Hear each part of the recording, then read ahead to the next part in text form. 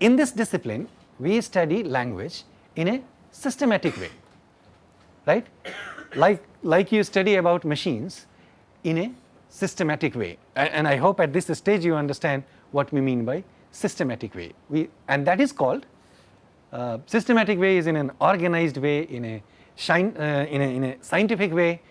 And what we look at within language primarily, and what we are going to be looking at primarily in this class, are sounds, words and sentences. We will try to understand structure of language at the level of sounds, words and sentences. All right? There are and I'm going to talk to you about what we mean by language and how we learn a language. See, when we talk about, let me introduce you to a couple of more names that you will hear in this discipline. Some of the things, like we study about sounds, and that area of a study is called phonetics and phonology. Okay, does it make sense? The word, it comes from the word phone, and phone refers to sounds. So when we study about sounds, that discipline is called phonetics or phonology. To be more precise, the articulatory system of humans is part of phonetics, and when we have final outcome, what we know as sounds, the study of that is called phonology. Do we understand by articulatory system? The vocal apparatus, the way we speak language, and I'll talk about that as well shortly. We study about words in the discipline called morphology. Okay, I'm going to come to these things in not too much details, but in short, very soon. And then when we move to the level of sentences, that particular discipline is called syntax. And this course is particularly located in that. So we will be talking about sounds and words a little bit for us to reach the level from where we can discuss sentences, from where we can understand how we come up with sentences. And then we will spend a little bit time on understanding how sentences work in natural languages. All right? And then language is not just about sounds, words and sentences, it's about meaning, right? What is it? Sometimes we say certain sentences, and sometimes we mean with those sentences in a literal way, and sometimes sentences have more meaning than their literal total. Do you understand this part? Which is to say, a lot of times sentences do not mean only the total of the meaning of words involved in it, right? And all of that and more than that, everything related to meaning of a sentence and meaning of what we are saying is studied in this discipline called semantics. Okay, and then as you know, language is hugely related to society. It is used in society. We learn language in society. We need language for society. So all kinds of intersections between language and society is studied in this discipline called sociolinguistics. Okay, these are some of the core areas of studies in study of language, core aspects of a study in the study of language, and these are the names of some of the disciplines in which we study about language. Okay, and as you know, when we put things under category, when we look at words, sounds, sentences, meaning, social interactions, such categorizations itself is called a systematic classification, a systematic way. So when we said in the beginning it's about systematic study, that systematic study doesn't mean too much. Okay, it simply means in a categorized way, one by one, and in every possible details. Okay? Then there comes a part of language study which is also studied in linguistics, and I am going to give you these names just so that you are familiar with these things. When we learn about language with those things like sounds, words, sentences, its meanings, how they mean, how words mean something, how sentences mean something, right? We apply such things to understand certain other things as well. Okay? In that case, and that type of a study is called applied study. Okay? And it happens with the study of language as well.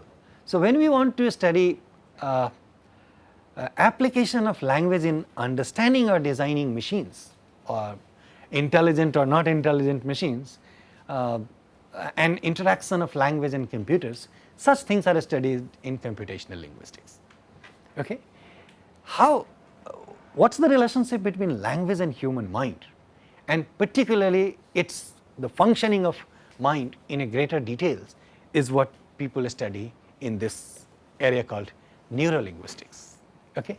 And likewise, interactions between human psychology and language, and its relationship of language with psychology is studied in psycholinguistics. And very lately, not really, it's what I mean is it's not a recent phenomena, but it has the attention has gone in that directions lately. Therefore, I said lately, people have started studying overlap between human genes and language. Where fundamental question is language located in human genes? Because the way we speak, only humans speak that way, which is to say, other species with life do not speak the way we do. Is language something specific to human genes? And couple of more questions related to this area is what people study in this discipline called biolinguistics. Okay? It's not a fashionable term simply. It's a very serious, some very serious studies are going on in this area. However, not much is available to establish the connection between human genes and language. Okay? So, and these areas are called applied areas of linguistics, where we apply what we know, what we call theoretical knowledge or fundamental aspects of a language study in variety of ways to study different things, is what we know as applied linguistics. I have just mentioned 4 or 5 names. There are more, a lot more. For example, when we want to establish historical development of language, or how over a period of time language evolved. Take an example of English. All of you, when you were studying English or you have studied something about English, you must have heard names of Shakespeare. I'm using this famous name just to make sure that everybody knows it. If you read English or Shakespearean writings in English, is not how we speak. Okay? And for that matter, in the same way, the way you speak Telugu or Tamil or Hindi is not the way these languages were 200 years ago, or for that matter 50 years ago. So what causes any kind of motivated or unmotivated change in language? Such things are studied in what we know as historical linguistics. And then there are overlaps of these things as well. Society, history, and something else, psychology.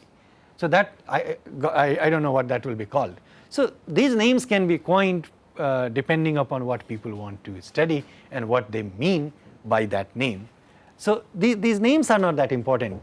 What we need to understand that there are two broad aspects of a study of language. In one, we study some fundamental basics about language, and we learn learn such those aspects in a systematic way. We refer to them as theoretical linguistics or fundamentals of linguistics, and then when we apply such knowledge to study more, understand more, we call them applied linguistics. And this is what people do in this area of study, what we call linguistics. Let's talk a little bit about language, which I said is the object of inquiry in the study of this. In the last class, I had asked you this question, and I think we started talking about this. What is it? What is language, right? And remember, I had asked each one of you about your language, what you speak. Did I ask this question? Okay. So, and we came up with the names of many languages, right? And if I remember correctly, everybody mentioned at least 2 to 3 languages, right? Is that still correct, or has there been any change in that? Still correct? How many? What else do you speak other than Telugu? Telugu, Tamil, English, Hindi. Yeah. See that? I think that's going to be true for most of the people. All right. Then we went to the question, difference between what we call language and languages. Remember this? Language and languages. It's an important distinction for us to make. A lot of times people use these two terms interchangeably. There is absolutely no problem using them interchangeably as long as we understand what we mean by these two terms. And what was the distinction that we established? I think we had talked about that a little bit. What was the distinction that we had established? Anybody? One is an abstract concept of what language means, and languages by that we mean examples. Right. Good. Can we describe that in a little bit more obvious terms? We had talked about one example also. Now I remember we talked about an example. What is a car? What is a car, right? When we say car, right, we don't mean name of a car. What does the term car refer to? When somebody tells you, do you have a car, or asks you, do you have a car, do they mean, do you have a Mercedes? What do they mean? Transport vehicle, or it could be more precise. Something that looks like a car, right? But they are not interested in which one, right? That's the distinction between language and languages. And the reason why I am giving you this example, or for this distinction, for this point, is very, very specific. The reason is, it's easy for us to understand, not just because you are mechanical engineers or electrical engineers or other. It's very normal for anyone to understand that there are lots of similarities in all the cars that we see, right? Even if you don't go into the specifics of them, if you just take a look at them, by looks there are similarities, right? You can put all cars that you know about in one category the moment you find something called let's say bus, right? So what we are talking about is there are lots of superficial similarities, and then there are lots of similarities which are deep rooted.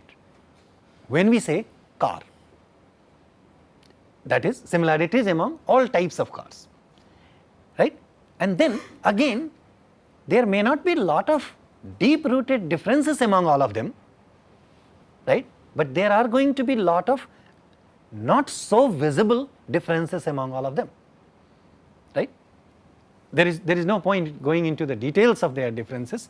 I am just taking it for taking as an assumption that you understand what I mean by them. Similar things are applicable to the similarities and differences of languages. Okay? So, I begin with this by saying that languages are, now I am using the term languages. The names that you are referring to are instances of language, and then the moment we hear more names, we call them languages, right? So, languages have lot of similarities among one another, okay? At the same time, and they may be, such similarities may be superficial similarities as well as similarities that are difficult for us to see, and likewise they have lot of differences among one another,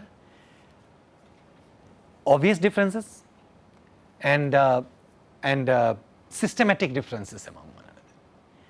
Similarities of all the languages is what we refer to as principles of language, and such differences that exist, we refer to them as parametric differences. Okay? So, we can say languages are similar to one another in a systematic way, in a principled way. Not that they are different, not in a principled way, they are different in a principled way as well, but languages vary from one another around certain parameters. I want to give you one quick example of such similarities and differences. Okay? Or rather, let me ask you, you know more than one language, right? Let's talk about Tamil and English, or Telugu and English. If someone asks you, is there any similarity between Tamil and English? What will be the answer? Any similarity between these two languages? Yes? And then the next question, the obvious question will be, what could be one such example of such similarities? Right? How will you answer that question? Pretty simple things. This only requires you to think little harder. What would be such similarity between two languages, namely English and Tamil, which are substantially very different from one another?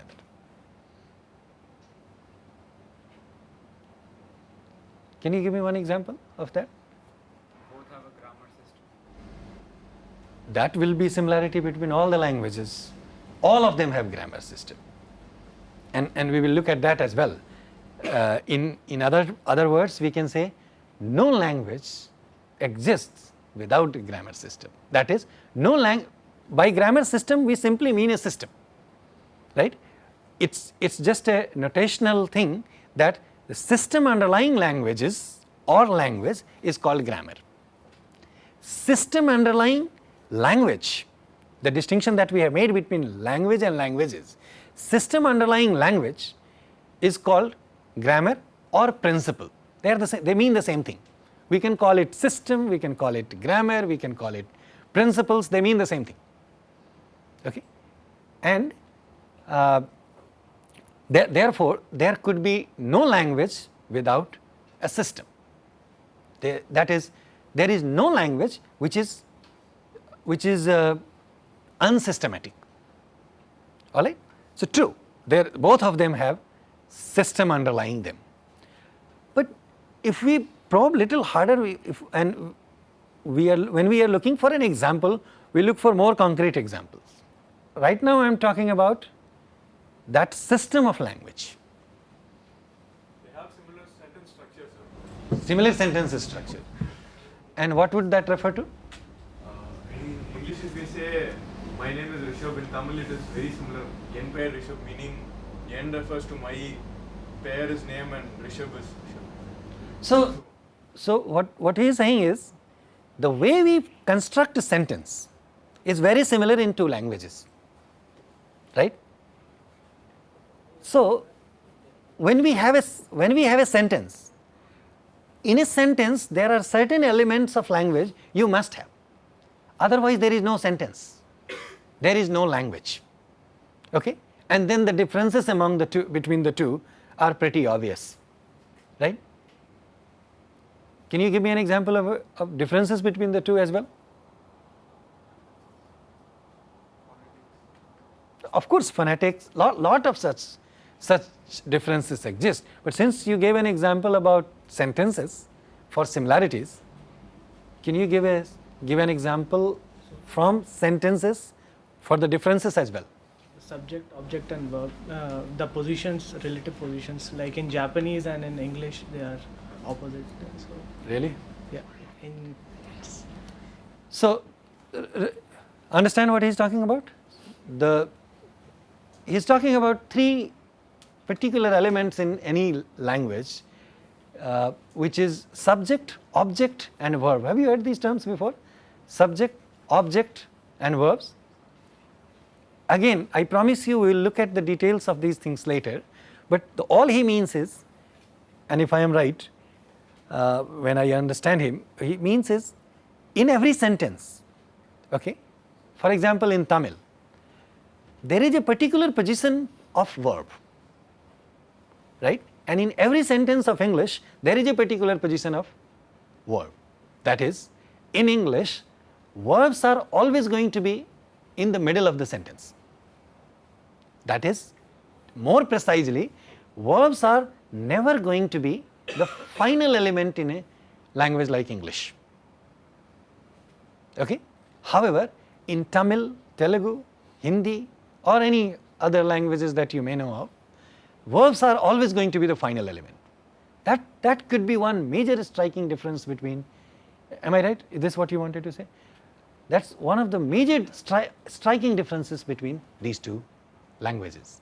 So, with the help of these two examples, and I wanted these examples from you, and we can talk about hundreds of such similarities and differences, but we will talk about those things later. So, all I want to show you right now is languages are similar to one another in a principled way, they vary from one another in a parametric way. So, when we say there is an underlying system of language, that in that sense we are talking about principle. Okay? And when we are saying that English is a verb medial language where verbs come in the middle of the sentence, and Tamil is a verb final language where verb is the final element in normal speech, verb is the final element in a sentence, it comes right before the full stop, that is called a parameter. That is, the position of a verb is a parameter to see the differences between languages. Okay? And there aren't, the parameters are also systematic in such a way that there are only going to be three positions, and no further permutation or combinations are allowed.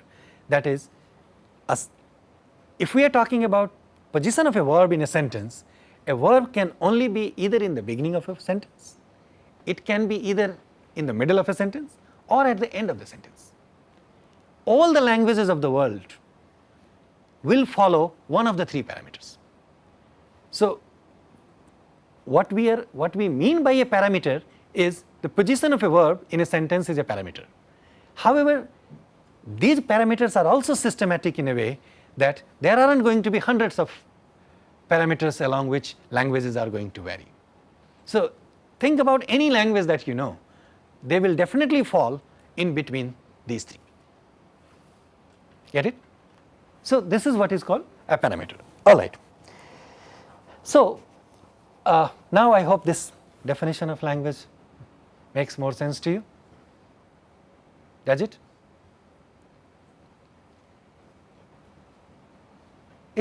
It's just written with few words. Everything about it I have already told you. It's a fascinating human capacity. That is, the language that we are talking about is about human language, and that is what we refer to as natural language. Therefore, I have discussed this thing in the last class, that there are differences between artificial languages, body language, sign language, but object of inquiry for us, the language that we are going to be talking about, is what is called natural language. That is, the languages that we speak, language that humans speak.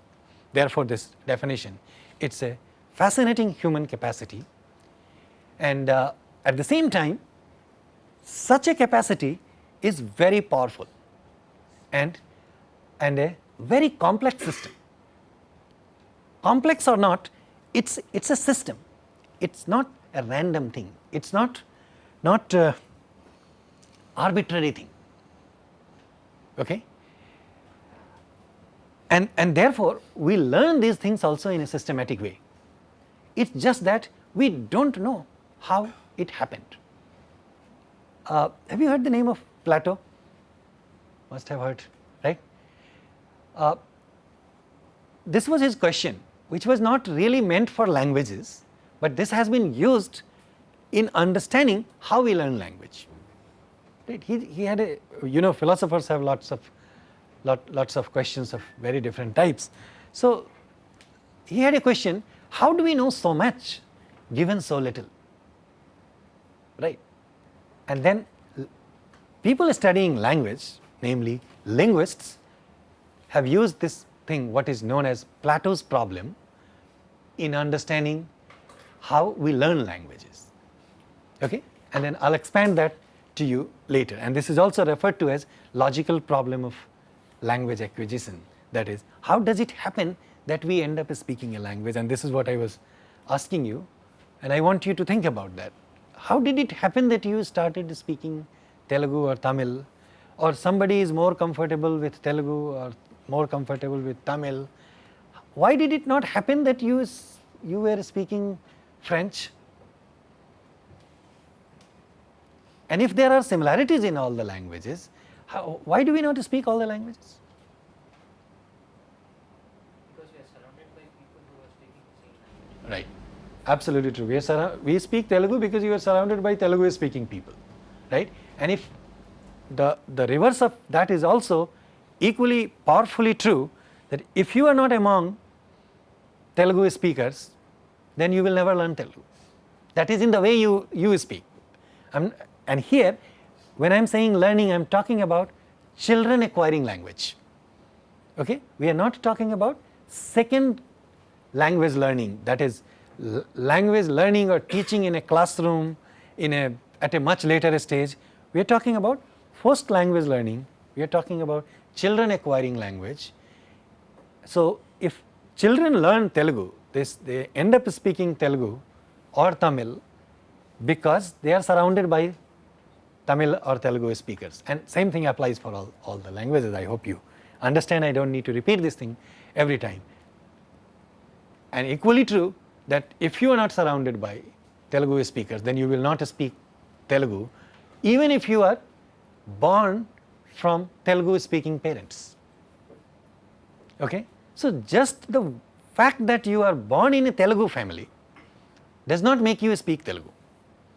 That is also one of the questions for serious examination by biolinguists. Okay? But this has been falsified several times, that Tamil child or a Telugu child, if raised somewhere else, in French society or English society or any other Hindi society, you will be speaking Hindi more comfortably than Telugu or Tamil. How does that happen?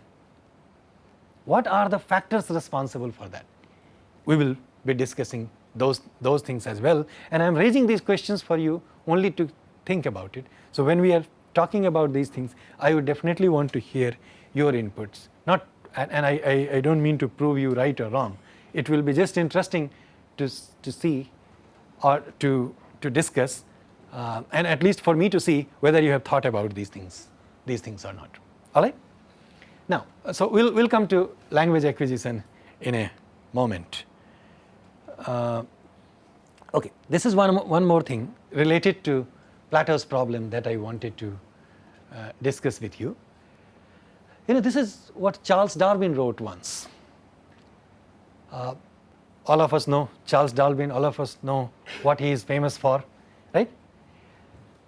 And it has huge implication for how we learn language, okay?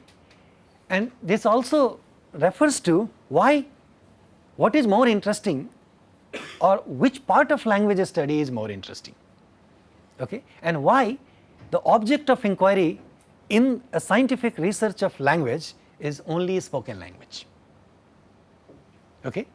So read this thing carefully.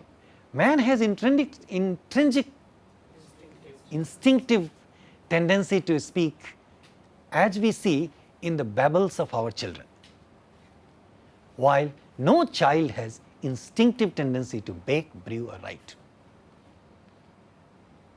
You understand this? All the three things that he is referring to, bake, brew and write, are activities that we do not do instinctively. However, speaking a language is very instinctive, and it's very common to find people who do not know how to write or may not know how to write, but they speak language. Therefore, learning to write is never a prerequisite for learning a language. And in a more precise way, learning a language does not even refer to learning to write. Get this thing? However, I am not saying that one should not learn how to write. That's not the point I'm trying to make. I'm trying to make how learning language is instinctive. All right? If we are talking about, and when we say instinctive tendency of children and babbling of children, of course we are talking about normal human child. Okay? There may be some children, some babies with some disabilities. We are not talking about that part of disabilities. All right? Normal human children have this instinctive tendency to speak. They start babbling. Okay? And about babbles, I'll talk to you more. And so it sounds like just like birds learn to fly, okay, or fish learn to swim, we learn to speak. It's just like we grow up. It's so mathematical. And I mean it in a serious sense when I say so mathematical. A 5-year-old child, after 5 more years, is going to be 10. There is no miracle in that, right? If you don't cut your hair, or if you don't get your hair cut, it's going to grow, right? Same things apply to nails, and it applies to us, right? We keep growing in our height. Of course, it doesn't happen all the time. It doesn't happen all the time. It stops after a while. Similarly, learning a language stops after a while. It doesn't happen that you keep learning language the way you acquired Telugu or Tamil. If I start living in Hyderabad or Visakhapatnam from today, will I learn Telugu? Some bit of it, definitely. There is no denial of it. But I won't be able to learn the same language the way a smaller child learned by living in Visakhapatnam or Hyderabad, or for that matter anywhere else in Andhra Pradesh or Tamil Nadu or wherever. Get this point? This is why I want to stop by a few more questions and telling you this thing, that a lot of times people refer to things like stop doing something, this is not child's play. Language is really a child's play. This is one such cognitive ability where children perform much better than grown-up people. Okay? Rather, grown-up people cannot perform that way. They are grown-up people, and let me use a strong word here, are I don't mean it in a serious way, are biologically incapable of learning the way children learn languages. Get this point? Therefore, in a serious sense, language learning is child's play. How? We will look at that later. So, we come to some some more questions for you before we meet tomorrow to discuss some of them and some more questions. We have talked about it. How many languages do you speak, right? Everybody speaks 2 to 3 languages, right? How many languages do we have in this country? Any idea? How many people do we have in this country? We have over 1 billion. And when we say over 1 billion, that over is substantial over. It's not just 100 here and there, right? The substantial over, right? All right. It's not a bad thing. Let's not be worried about that. That's also mathematical. That's also normal, right? All right. But so how many languages do we speak? Any idea? 3,000? You are just saying something, right? If you include dialects and tribal languages, it might reach that. Do you hear this question? Do you hear this answer carefully? And it's an important thing that he is mentioning. So the moment you ask this question, how many languages do you speak, or do we speak as the country or the state, it's important to address this question of language and dialect. What is it that we call a language, and what is it that we call a dialect? And there is another interesting thing he is referring to, tribal languages. What do we mean by that? And I'm using these terms, and I'm trying to understand these terms only to improve our understanding. What do we mean by tribal languages? Languages spoken by tribes, they usually don't have a script. They just spoken maybe. Do you see this answer? Does this tell you something? What does this answer tell you? That there is this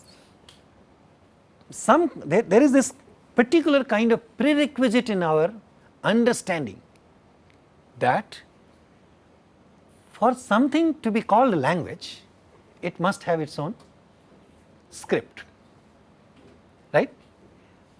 However, what we refer to as tribal languages may not have scripts. And very, very quickly, we are not winding up these questions, we are just opening them up. These questions do not fall directly within the purview of this course. However, we will definitely address those questions before we move on to something else, because these are important questions for us to understand. So, one more thing from you. So what do you think will be the difference between a language and a dialect? What is it that we call a dialect? A minor variation of a major language. Minor variation from a major language. All right, that sounds good. Is Telugu a dialect? Is Telugu a dialect? And also I want you to understand, are these terms, language and dialect, socially loaded? Okay, are these terms, and I haven't discussed this thing with you so far, but I must mention it to you. Language is also a very important marker of human identity, right? We identify ourselves with languages. Sometimes it's a stronger marker of identity than religion. Okay? Therefore, these terms are socially loaded, and it's important for anyone to understand these terms in proper perspective. Okay? So, I do want you to think about this, the differences between the two terms, and what do we mean when we say a dialect. I think you have said something important, that some variation from main language. Then what is main language? And how do we know which one is main language? Or who speaks main language and who speaks variations? How do we know that? We know these things, right? Or how important are these things? Particularly with reference to what we know about language. All right, so let's stop here. Thank you.